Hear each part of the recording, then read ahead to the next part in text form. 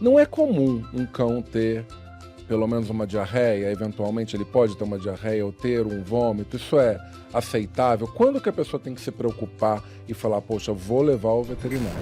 O corpo parasitológico, Felipe, hoje ainda é o melhor exame para identificar nematóides, parasitas, fungos, protozoários? O negócio é vermifugar dia sim, dia também, mês sim, mês também. Então não é por aí, vermífugo é um medicamento. Isso. Também existe problemática, recado importante, pouco comentado. Existe problemática de resistência parasitária.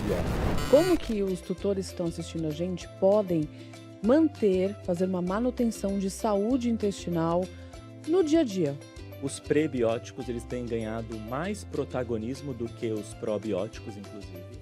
Então, prebióticos, de modo geral, são carboidratos de baixa caloria e que servem como comida ou como substrato energético para bactérias amigas e desejadas. Esse programa foi todo especial feito para você. Aliás, para nós, tutores e veterinários. E claro que a gente vai trazer esses assuntos que estão aí na mente dos veterinários, na mente dos tutores. Então, bora? Sejam bem-vindos a mais um episódio desse incrível programa, iniciativa da Gener. Sabe aquela olhadinha que você sempre quis pedir para o veterinário? Aqui, aquela olhadinha pode. Trouxemos uma quantidade enorme de palestrantes, professores, especialistas para tirar várias dúvidas desse mundo incrível dos cães e dos gatos. Esse programa foi todo especial feito para você. Aliás, para nós, tutores e veterinários.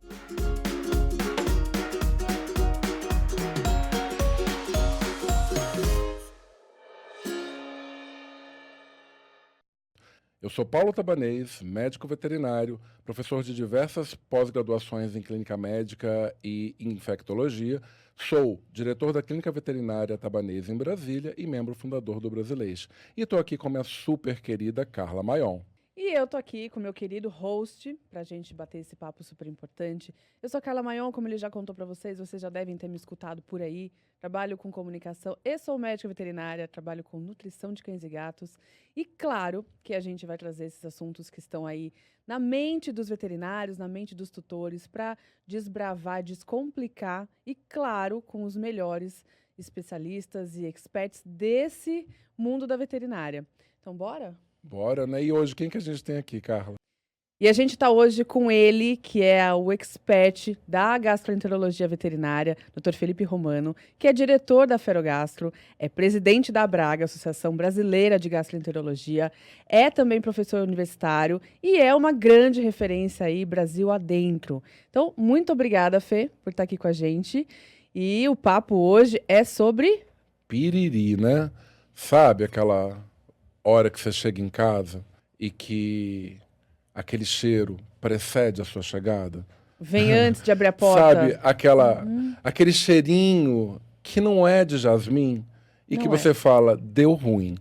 Tem algo... problema nessa casa, né, Carla? E maior que o problema na casa, que provavelmente você abre a porta e vê no chão, no sofá, no teto, é quem está passando por esse problema, né? Quem está ali com uma alteração importante intestinal, gástrica, ou os dois. E a gente vai falar sobre isso. Sobre piriri, sobre doenças intestinais. E dali para frente, o que a gente precisa saber? E você sabe, Carla, eu tenho experiências péssimas com isso. Aliás, contínuas, porque a minha cachorra, Maria Elizabeth, Sim. olha o nome, pequenininha, 7, 8 quilos, Maria Elizabeth. Maria Elizabeth quando ela faz coisa errada, né? No dia a dia é Beth. Tá. Beth, eu tenho essa experiência, Felipe, é assim. Ela, como eu viajo bastante, muitas vezes ela fica na casa da avó, né? Casa da avó, você já vai conhecer o que é isso, né? Está para comida errada. Então, está para não ter freio, vai comer o que quiser, pedacinho quando quiser. Disso, pedacinho daquilo. Ração é uma parte da alimentação. E aí, sempre vem com vômito e diarreia. Felipe, isso é comum, essa mudança drástica de alimentação? Esse vômito, essa diarreia para comer coisas diferentes? A gente tem que fazer uma mudança gradativa quando vai mudar a dieta? Como é que é isso, Felipe? Fala pra gente. Oi, todo mundo. E então, sendo objetivo agora, é um prazer estar aqui com vocês novamente nessa proposta tão interessante para o veterinário e para o tutor. É comum na chamada provocação, ou seja, um alimento que ele não estava acostumado e agora aquilo foi exposto, foi provocado. Pode não acontecer nada, que bom, que sorte. Pode acontecer tudo de errado. Então, na vontade de mudar de alimentação, não quero mais aquela ração, ele enjoou ou ele agora está com uma doença que precisa de outro tipo de ração e tal, a gente fala de uma adaptação de pelo menos uma semana, e se ele já tiver esse histórico da casa da avó e de volta e meia, já ter no histórico escolar dele um pouco mais de vômito e diarreia, eu diria para essa adaptação demorar até 15 dias, sem pressa, mostrando a comida nova para ele. Eu não tenho essa sorte. Ela sempre, olha, é certo. Ela, inclusive hoje, como eu vim para cá, para São Paulo, para gravar, ela ficou na casa da minha mãe, ficou na casa da avó. Eu tenho certeza que semana que vem, quando pegá-la, Vai ter vai ser surpresa. daquele jeitinho. Não é comum um cão ter pelo menos uma diarreia, eventualmente ele pode ter uma diarreia ou ter um vômito, isso é aceitável? Quando que a pessoa tem que se preocupar e falar, poxa, vou levar ao veterinário? Como o cão e o gato eles não falam, é difícil a gente inferir que é brando ou que é muito grave da nossa ideia, da nossa cabeça. É muito inseguro, é difícil você dizer isso. O que é o normal? O que é O normal? que é o aceitável? Exatamente. Né? Então, eu sei que se eu nunca vomitei na minha vida, eu estou bem, eu falo, eu ando, eu tenho rede de apoio, e eu tive um vômito porque eu acho que alguma bobagem que eu comi não me fez bem, eu posso beber bastante água, ficar um pouco mais quieto hoje e só esperar para ver se eu vou melhorar. Como que eu posso recomendar isso com segurança para um cão e para um gato, que não falam o que sentem, o tutor vai sair, vai trabalhar, vai fazer sua vida. Então não existe normal. O normal é não vomitar, o normal é não ter diarreia, inclusive para o gato. Não existe normal do nosso gato que vomita, o normal é não vomitar. O que pode acontecer é que você normalizou uma ocorrência de vômitos ou de diarreia e o bicho parece que está bem e levando a vida desse jeito. Mas que aquilo merece um atendimento veterinário e uma investigação, aquilo merece. Então, gente, presta atenção nisso, hein? Você que é tutor de gato. Ah, mas ele vomita normal, ele vomita uma vez por semana. Não, não é normal vomitar nem uma vez por semana, nem a cada 2 semanas, nem uma vez por mês. Ainda mais com essa forma contínua, né?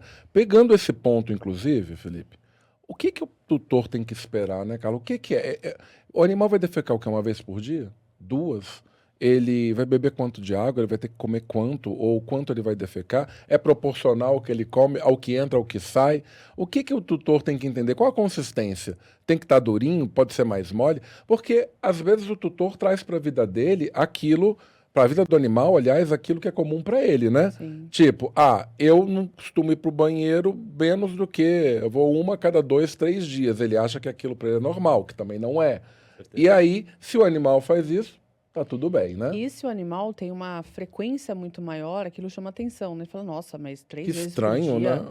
ele come e vai defecar sempre. Isso tá errado. Isso Eu não é- queria ser assim, aí não consegue, É. aí fica essa, né, Existe discrepância. uma frequência, né? Uma ocorrência de movimento intestinal que é o normal, né? Mas que. Como que a gente pode explicar isso para o tutor para ele não ficar inseguro?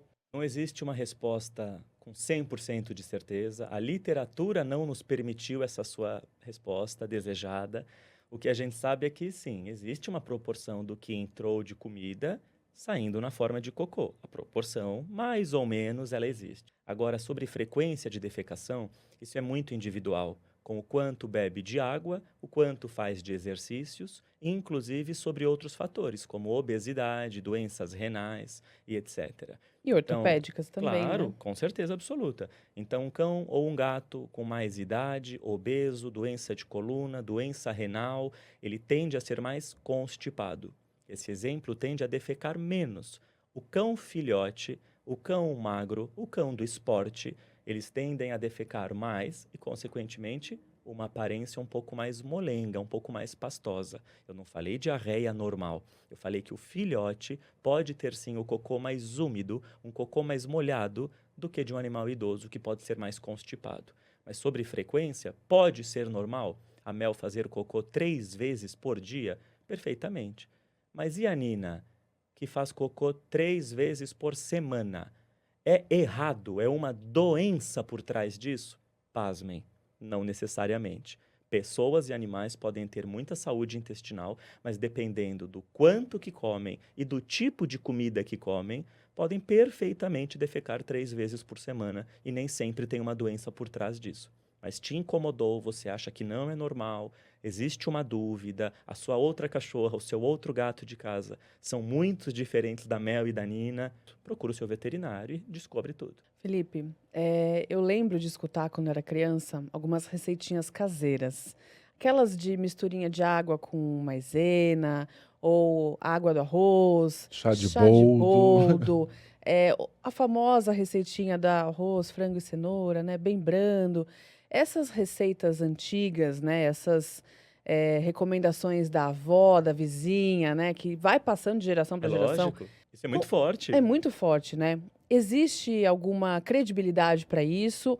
Ou hoje a gente já tem consistência para falar que isso não funciona e que isso pode até trazer problemas? Como que você enxerga essas crenças? A gente, inclusive, foi laboratório, né? Essas receitas de Fomos, mãe, Completamente. de avó, e a gente sobreviveu. Tamo Quem aqui, sobreviveu né? à década de 90, gente, Essas acabou. anos 80 e anos 80 e 90. 90. Você quebrou algum membro, assim? Braço, perna, Já Não, pé? quebrei. já adulto, já adulto. Eu não vejo mais crianças com gesso, mas eu me quebrei. Eu também. Então, a gente teve uma infância aí, né? Atribulada. Sobrevivemos. Então, meninos, eu acho que vocês me conhecem. Eu não sou super radical, contra tudo, extremamente teórico e acadêmico. A gente tem a trajetória, tem a nossa formação, é lógico. Mas eu acho que eu gosto de ouvir o outro. Me conta, que história é essa? Que Qual chá é é essa esse? receita? Que receita é essa? Eu sou aberto a escutar e a ter essa troca, porque aquilo para aquela pessoa pode ser algo importante, tem esse carinho da ideia da avó, como você comentou. Mas, bom, agora deixando de lado isso, a gente tem um papel de médico veterinário, um papel do médico do animal. Então, o chá, a erva, a essência, o caldo não sei do quê, eu não sei se isso é médico, se isso é medicamento, se isso é terapêutico. Cadê a evidência científica? Não tem. E será que tudo que é bom é porque era bom ou foi bom porque, na verdade, aquele vômito, aquela diarreia já iriam melhorar porque a criança só descansou um dia em casa, bebeu bastante água e acabou? Muitas diarreias, elas vão ter como curso da doença um começo, meio e fim em 48 horas. Então, na verdade, foi o chá, foi a melancia, foi o caldo, o que foi? Talvez nada, bastante água e repouso já fez aquela criança ou aquele cachorro melhorarem da diarreia.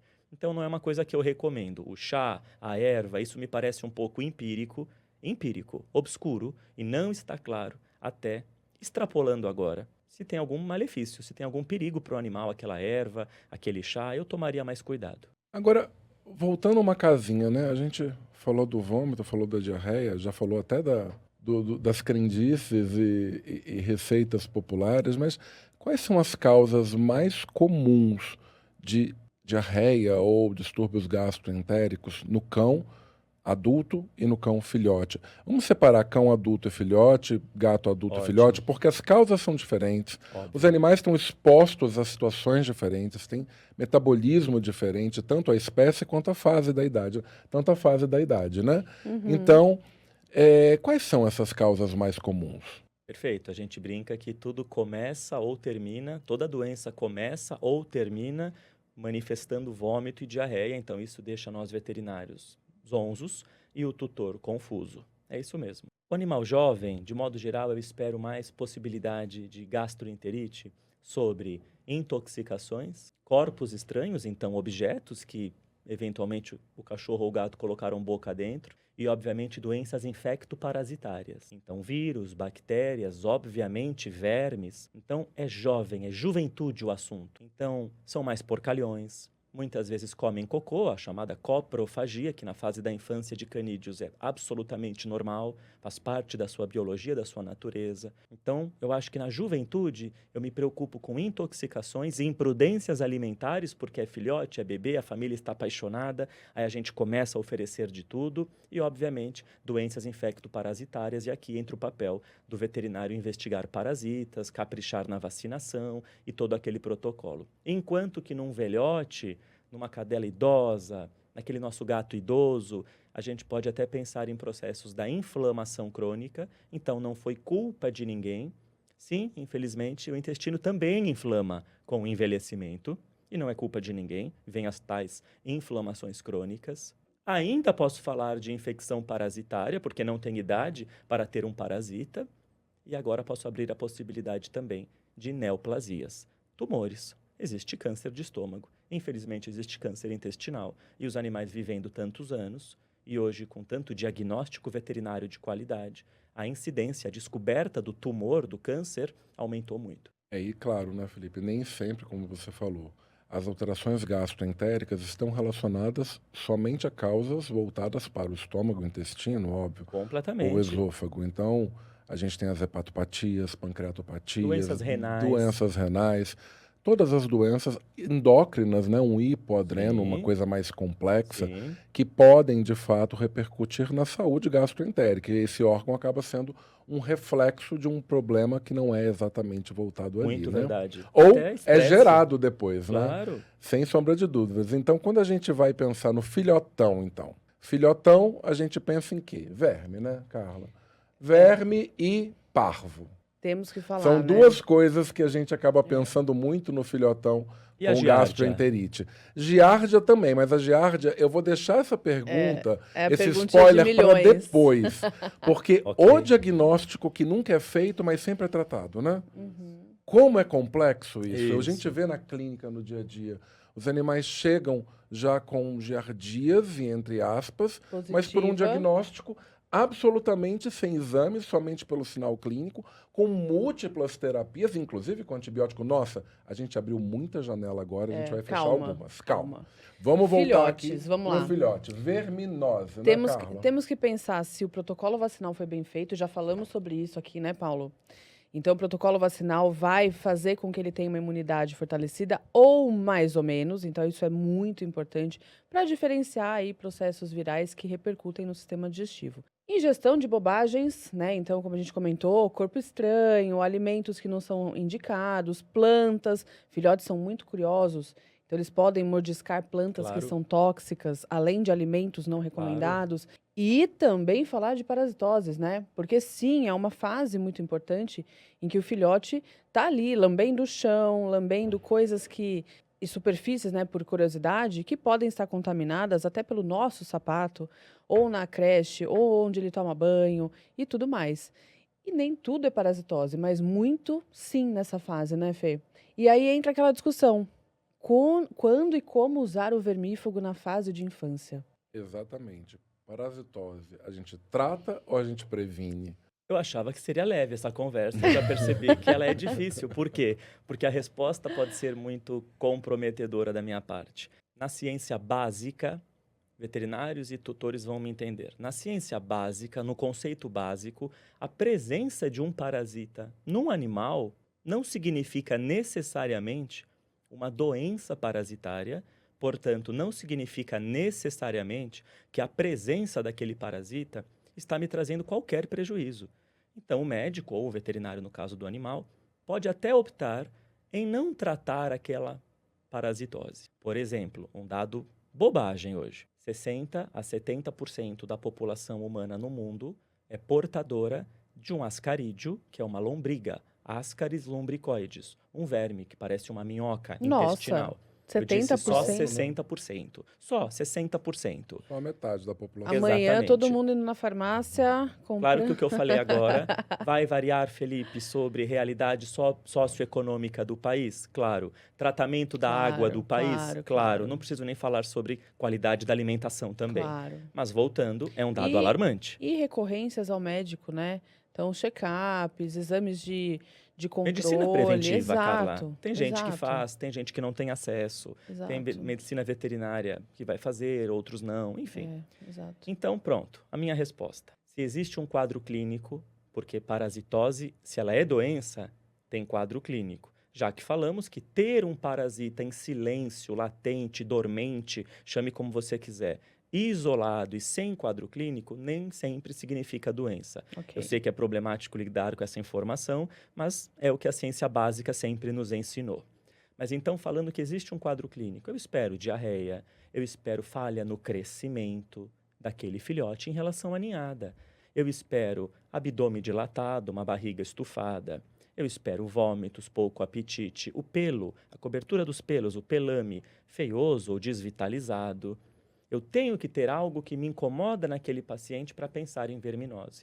E claro que coceira, prurido na região anal, hábito de comer cocô que chamamos de coprofagia e o oferecimento da água não fervida ou não filtrada são fatores que aumentam o risco de parasitoses. Então, quer tratar? Vamos tratar.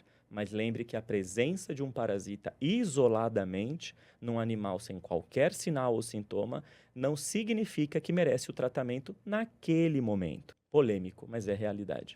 Acho difícil um tutor aceitar que o Eu pet sei. tem algum Parasita. protozoário, parasita, Mas, nematóide, o que for, e está tudo bem. É difícil, mas eu É muito entendo. difícil, né? mas vamos tentar sintetizar, então, para o clínico e para o tutor, né? Então, o que seria indicado? Talvez que o animal vá sempre fazer testes coproparasitológicos para que a gente saiba exatamente o que está acontecendo ali. Porque, por exemplo, existem vermes que são zoonoses. Claro, Por exemplo, larva migrans cutânea, Claro. larva migrans visceral. claro. Então é importante, até mesmo de Dipilídeo, um pouco conhecido, mas que também Uma é, zoonose. né? Então, conviver com isso pode não ser muito interessante. Então, será que, qual é a postura adequada? O tutor tem que fazer check-ups coproparasitológicos seriados? Ou se o animal tem que tipo de estilo de vida? Dependendo do estilo de vida, ele deveria usar Perfeito, o vermífugo Paulo. com frequência? Sim, sim, sim. Então, essas situações é que devem ficar claras. A gente não vai tratar um animal que não tem verminose e fazer o vermífugo preventivo. Isso não né? existe.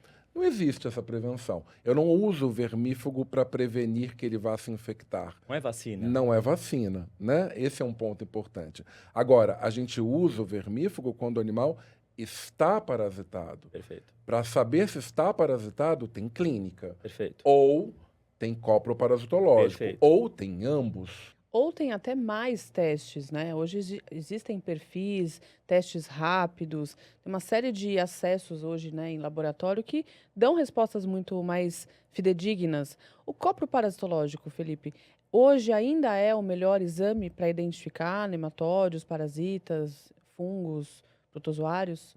Falando dos triviais e daquilo que mais acontece na agenda veterinária, sim.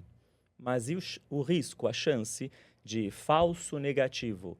Felipe tem parasita, Felipe tem um verme, o cocô de Felipe não tem os chamados ovos ou larvas de vermes.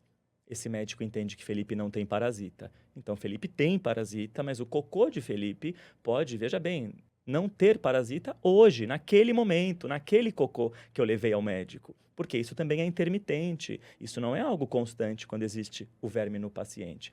Então, eu acho o seguinte, para os parasitas mais comuns, Ancylostoma, Toxocara, Dipilídeo, falando de protozoários, cisto, isóspora, giardia, no gato, tricomonas, a gente pode sim usar os exames convencionais coproparasitológicos, mas você está com muita suspeita e está inquieto, existe diarreia, não está tudo bem, e o Não me exame deu convenci. negativo, não te convenceu? Se existe histórico clínico de suspeita clínica, viagem recente, água de origem duvidosa, contato com filhotes, hábito de comer cocô, mudanças alimentares recentes, perfeito. Existe sugestão clínica ou histórico do tutor sobre a possibilidade de, mas os cocôs são negativos na parasitologia, pode sim pensar em tratamento. Ainda se faz isso. Agora, é claro, você comentou de outros testes. Existe PCR do cocô, existe biologias elevadas, biologia sim. molecular, testes rápidos de ELISA, imunofluorescência,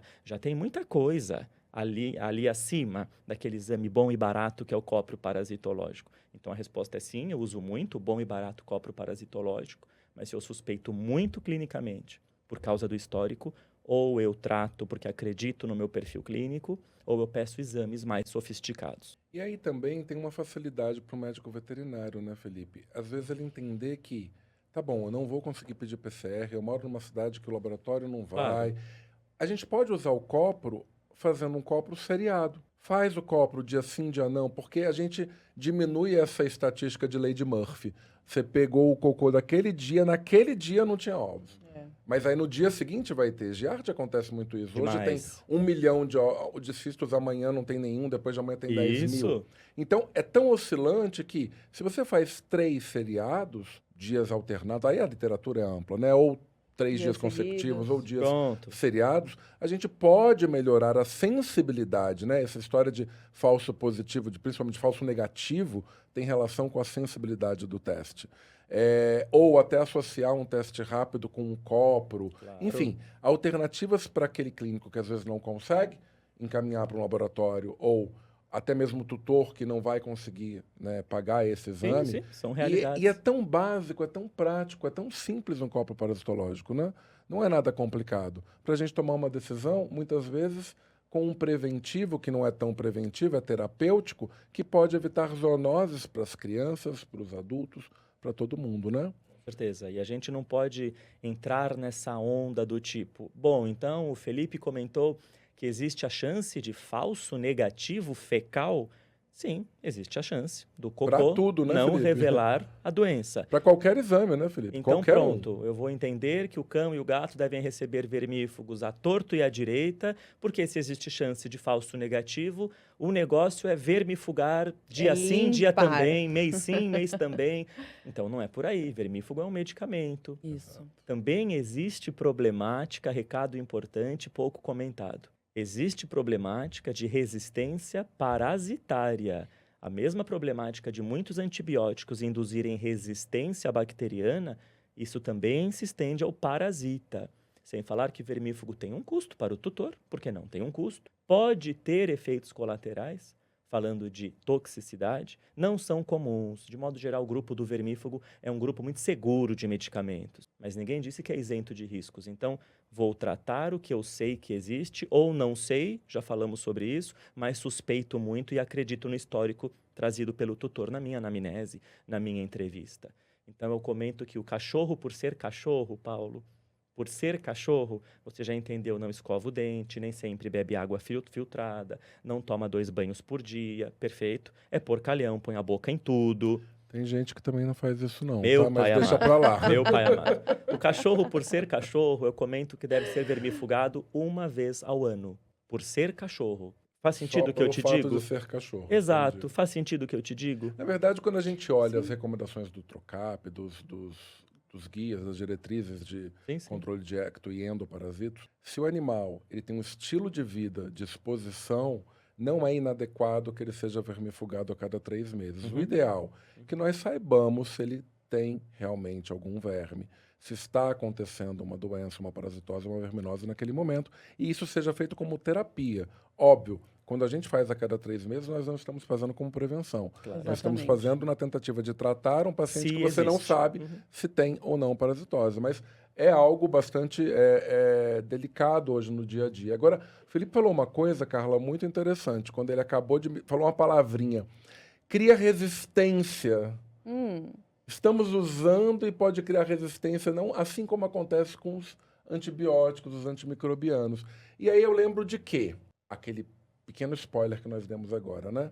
Aquelas giardíase que muitas vezes a gente nem sabe se é mesmo que o animal já chegou tomando ciclos e ciclos e ciclos, que é pior ainda, de metronidazol. Fale, dê uma frase, desenhe, explique e dê sinônimos de o que está errado nisso tudo. Vamos lá, Felipe. O metronidazol, ele foi o tratamento muito eleito para tratar giardias em pessoas e em animais. E ele ainda pode ser usado. Acontece que nós fomos verificando em muitas evidências científicas de Brasil e de mundo, aquela coisa do planeta Terra, o planeta que você vive, muitas evidências de que o metronidazol foi perdendo eficácia porque expôs demais, mostrou demais para a giardia e o protozoário ficou mais esperto agora que você já mostrou demais para ele. Então, não é mais o tratamento indicado para giardíase no cão. Eu disse que pode ser e pode funcionar, porque sempre funcionou. Mas hoje não é mais o tratamento de eleição. E nós também temos que lembrar que a giardia, o protozoário que causa a giardíase, que é uma zoonose também, etc., ela pode receber tratamentos mais baratos, menos tóxicos e menos impactantes para a flora bacteriana, para a microbiota intestinal.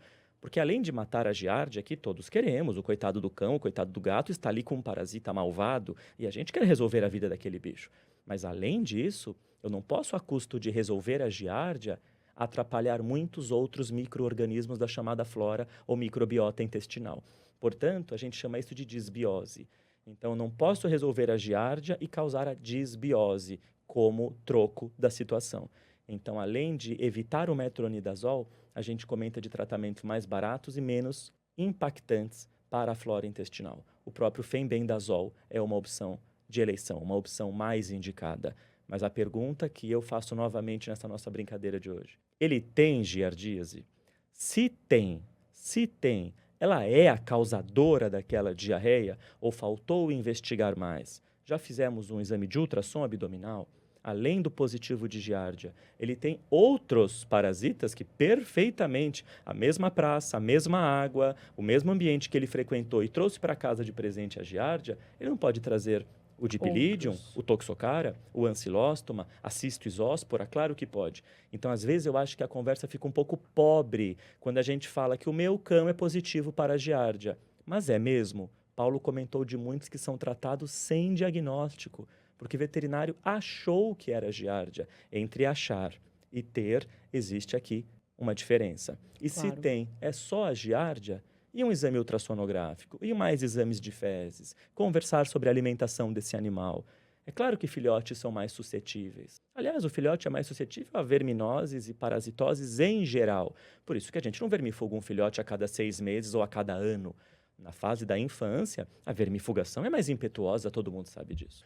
Esse ponto ele é muito importante, porque eu atendo o tempo inteiro, né? Eu Claro. dou aula pra caramba, tá? Mas eu não larguei o consultório, então eu estou em atendimento. E o que eu pego com muita frequência é isso. É o cão que a história é uma diarreia que está virando crônica, e toda vez que o animal tinha um episódio de diarreia, o colega prescrevia como giardíase, sem fazer nenhum exame. Às vezes até fez uma vez na vida. E aí, como tem muito, novo ciclo. Certa vez eu peguei um animal com uma hepatopatia extrema. Meu Deus. E, ao meu ver, foi realmente tóxica pelo uso indiscriminado, né, de medicações para tratar algo que não havia. Então, assim, não é porque veio uma vez e é aquela coisa, mas ele tratou e melhorou. Talvez se não tivesse tratado, não tivesse melhorado da mesma forma. Coincidências existem. Exato. E tem também aquele tutor, aquela família que só pensa no tratamento endógeno, né? Só administrar a medicação e não olhar para o meio, né? A frequência até em hotéis, em creches, como é o controle nesses ambientes. O controle do ambiente é tão importante quanto o controle no paciente, né?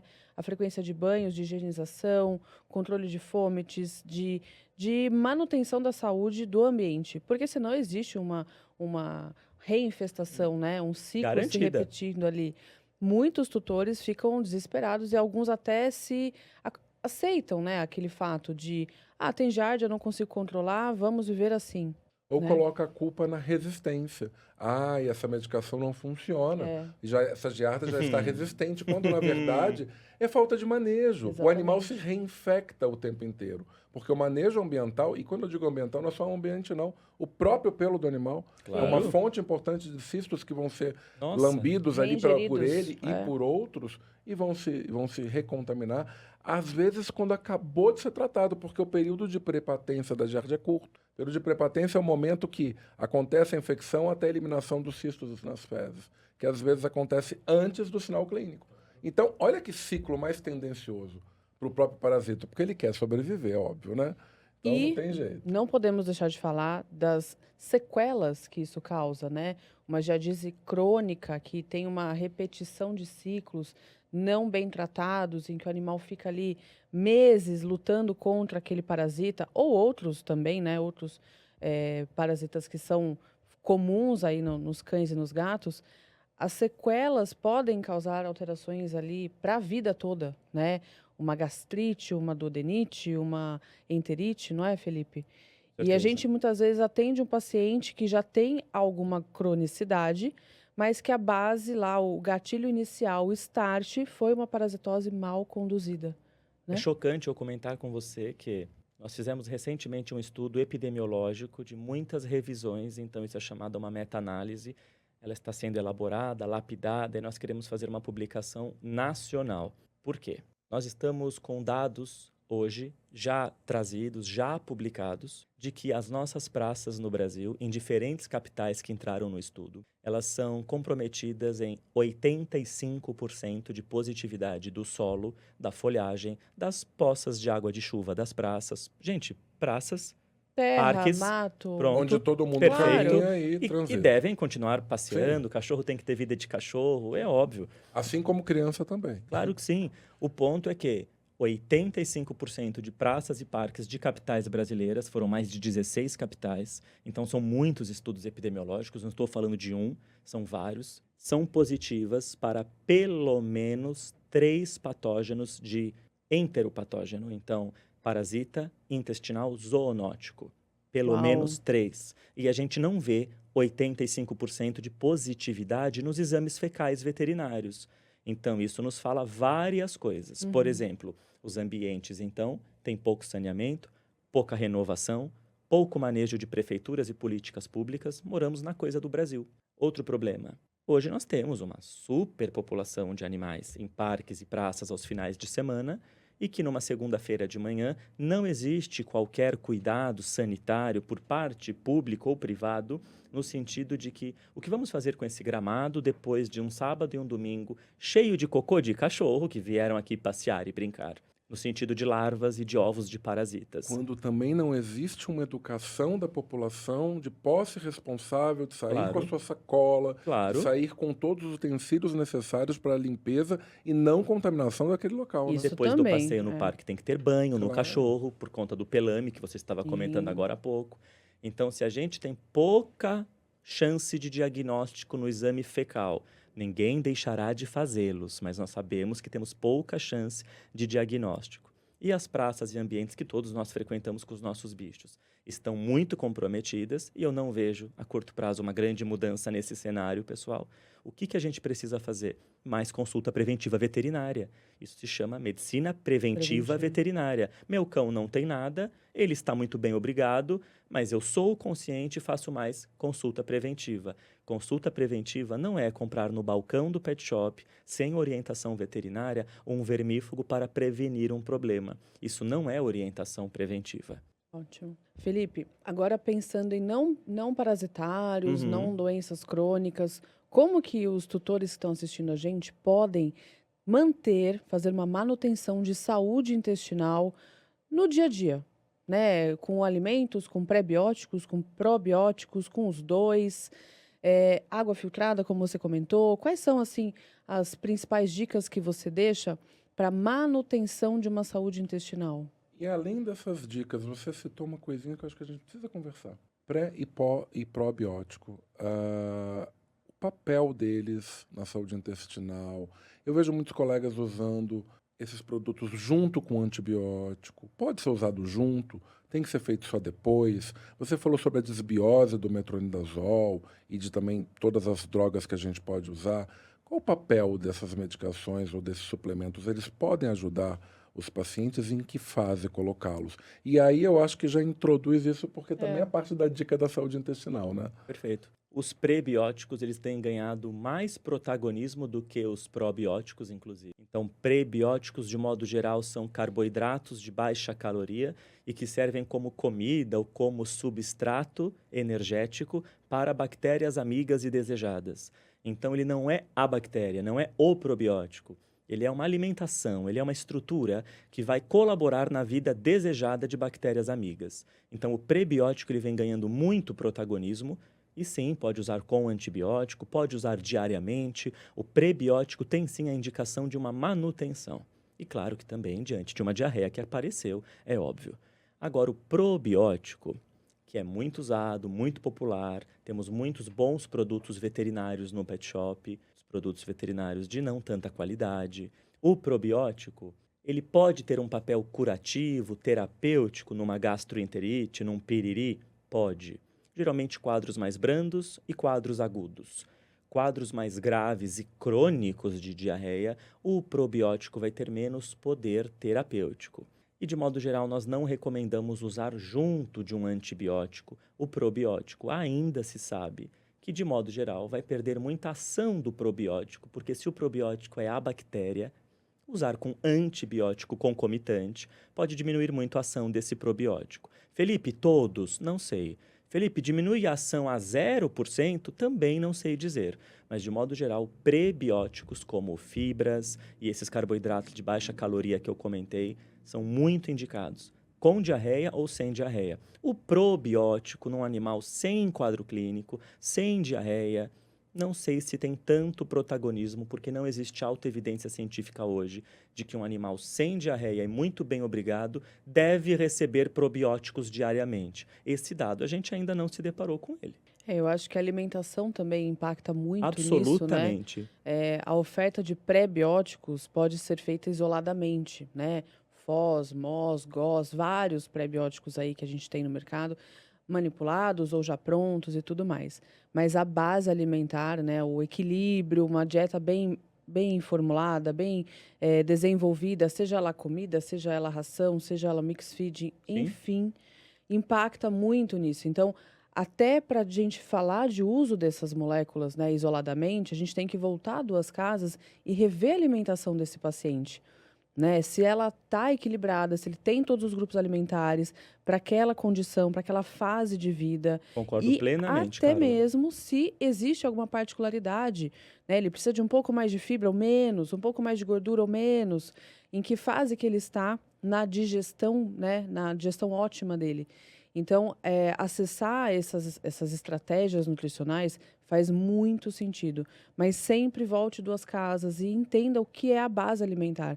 Porque, às vezes, o ponto está no que ele come. A gente é o que a gente come, né, Fê? Carla, às vezes nem é sobre suplementar ou usar pré ou pós-biótico, Exato. probiótico. Às vezes nem é sobre suplementar. É É sobre sobre alimentar. alimentação. Sobre corrigir a base. Concordo, Né? Eu concordo sempre falo, muito. se a base for bem feita, se aquela estrutura inicial, né, de saúde alimentar, de dieta balanceada, de dieta de boas matérias-primas, com um valor biológico alto, se a gente conquista isso, oferece isso para o nosso paciente, muitas vezes a gente não precisa suplementar. E quando precisa, a gente vai ali estrategicamente, pontualmente, por um tempo determinado, com dose ajustada. Isso é que é acadêmico, né? isso que é o correto, sem dúvida Mas alguma. para isso E precisa de individual. acompanhamento, Claro, né, Carla? e Não tem individualizar, né? Que é uma coisa que a gente sempre fala aqui. Individualizar o protocolo para aquele animal, para aquela condição de vida, idade, score corporal, né? Exames. E muitas vezes é acompanhamento com vários profissionais, não é com um só, né? Para a gente ter uma abordagem 360, né? A vida inteira, né? São muitas fases, né? A gente falou aqui do filhote, a gente falou do adulto, falou do cão, falou do gato. Foram muitas coisas. Assim, para a gente sintetizar, e acho que em especial para o médico veterinário. E também, claro, para o tutor entender que quando o médico veterinário requisita uma avaliação do animal, ele requisita porque ele precisa dos exames, porque ele não vai fazer milagre. Ele não vai simplesmente impor as mãos e falar o diagnóstico é tal. Claro. Não existe, né, diagnóstico Alguns tipo mãe de fazem nada. isso, né? Não vai rolar, né? Alguns fazem isso. Não rola, mas Mas não tem não como. rola, Isso né? às vezes é o que o tutor quer, mas não pode. Até Então- porque, Paulo, até te interrompendo, a gente não consegue ler muitas coisas só no exame físico, né, que é, assim, superlativo, mas a Claro. gente não consegue ler muitas coisas. A gente precisa de exame e ser objetivo nos exames. E o animal não fala também, né? É uma Exato. dificuldade. Então, assim, o animal, o cão ou o gato que chegou com diarreia e vômito, como o veterinário para na frente disso e entende, bem, vamos começar um pensamento clínico, um raciocínio lógico, para onde eu tenho que ir, que exames eu tenho que pedir, uma triagem mais objetiva, que óbvio, o tutor também percebe isso, né, nessa triagem, para saber inclusive onde o dinheiro dele está indo. Claro. Porque muitas vezes a reclamação é, está pedindo exame demais, não serve para, só quer fazer exame, só quer gastar dinheiro, quando na verdade não é. Quando na verdade, de fato, a gente precisa de orientação, porque a clínica não vai te responder tudo, o animal não te diz muita coisa. Claro. Às vezes o tutor é muito confuso, às vezes não, às vezes ele é Às maravilhoso. vezes ele nem convive, quem cuida são os Exato. funcionários, né? Ele Claro. nem Então, sabe. como a gente vai, né, o veterinário vai organizar inicialmente esse diagnóstico? Uma resposta objetiva, porque vocês pediram isso. O hemograma é fundamental. Eu quero saber se existe anemia associada à gastroenterite ou não. Tomara que não. O hemograma é fundamental ainda porque eu quero saber se existe sinal de infecção no organismo ou não. Tomara que não. Sabemos que muitas diarreias não são exatamente infecções intestinais. Ok. Então, o hemograma, bom, barato, fácil. Falando fora do hemograma da chamada bioquímica, sobre saúde do fígado, porque fígado também tem tudo a ver com o sistema digestório, ele faz parte dele, enzimas como fosfatase ALT, e sobre função hepática, a albumina. Eu espero que a albumina esteja normal, porque um animal com diarreia e a albumina diminuída pode sugerir maior gravidade do quadro. Função renal, porque já falamos que também a famosa doença renal aguda ou crônica pode, obviamente, causar diarreia e diarreia grave. Então, ureia e creatinina no mínimo. Isso aqui é o básico do básico. Se quer fazer até um serviço um pouco melhor, mensurar a vitamina B12, cada vez mais usada no diagnóstico e prognóstico de cães com diarreias crônicas. Então, deficiência de uma vitamina maravilhosa, que é a cobalamina, a vitamina B12, indica pior prognóstico do que quem tem diarreia e a vitamina B12 é normal. Cão ou gato? Perfeito. Exames coproparasitológicos, pelo menos 3 amostras, pode ser um dia seguido do outro. Tem literatura que permite um dia sim, um dia não. Se não forem 3 dias, podem ser 5 dias. Não são caros, são chatos porque tem que coletar o cocô e ficar levando no veterinário. Mas então, falamos exames coproparasitológicos e um exame de imagem, para descartar corpos estranhos e até situações cirúrgicas que, além do corpo estranho, a gente tem situação de tumor, a gente tem situação de intussuscepção, a gente tem situação de torção. Então, eu diria que um exame de imagem, como o exame ultrassonográfico. Com isso daqui, eu confesso para você que a gente já descarta muita coisa e conhece o paciente. E você cria algo objetivo e de baixo custo, isso daqui que eu falei foi objetivo e de relativo baixo custo.